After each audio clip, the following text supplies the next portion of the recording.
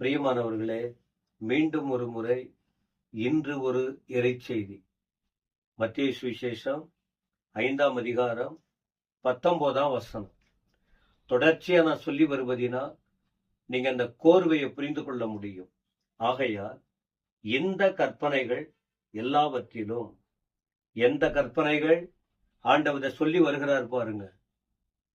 ஒரு மனிதன் என்ன பண்ணணும், எதை பின்பற்றணும், எதை விட வேண்டும் என்கிற பிரமாணங்களை ஆண்டவர் சொல்லி இருக்கிறார். இந்த கற்பனைகள் எல்லாவற்றிலும் சிறிதானதொன்றையாகிலும் மீறி அவ்விதமாய் மனுஷருக்கு போதிக்கிறவன் பரலோக ராஜ்யத்தில் எல்லாரிலும் சிறியவன் எண்ணப்படுவான். இவைகளை கை கொண்டு போதிக்கிறவனோ பரலோக ராஜ்யத்தில் பெரியவன் எண்ணப்படுவான். இந்த சொல்ற வார்த்தை பாருங்க, 2 காரியம் சொல்றாரு. இத முதலாவது, இந்த வேதமாகிய கற்பனை, ஆண்டவர் கொடுத்த கற்பனையா இருக்கிற அந்த வார்த்தைய மற்றவங்களுக்கு போதிக்கணும், சொல்லிக் கொடுக்கணும். அப்பதான் நன்மை தீமை போன்ற காரியத்தில் ஜனங்கள் பின்பற்றுவார்கள். அப்படி போதிக்கிறவர்கள் என்ன செய்யணும்? என்னை போல யாரெல்லாம் இந்த வேத வார்த்தைய பிறருக்கு போதிக்கிறாங்க, அவங்க என்ன செய்யணும்? முதலாவது அவர்கள் கை கொண்டு நடக்கணும். ஆண்டவர் சொன்னார்னா அதை பின்பற்றணும். சிறிய காரியமா இருந்தாலும், எந்த ஒரு காரியமா இருந்தாலும், ஒரு காரியத்தை கூட மீறி பிரசங்கிக்க கூடாது. உள்ளதை உள்ளபடி சொல்லணும்.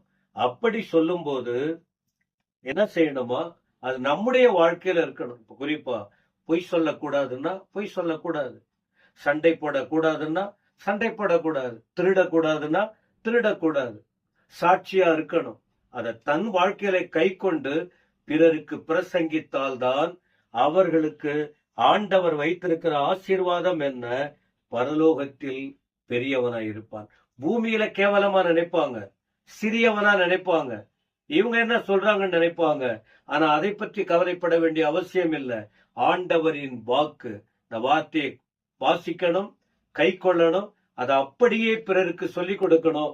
அப்பொழுது இதை சொல்ல சொன்ன பரலோகத்தின் தேவன் பரலோகத்தில் அவன் பெரியவனாய் இருப்பான் என்று சொல்லப்பட்டிருக்கிறது.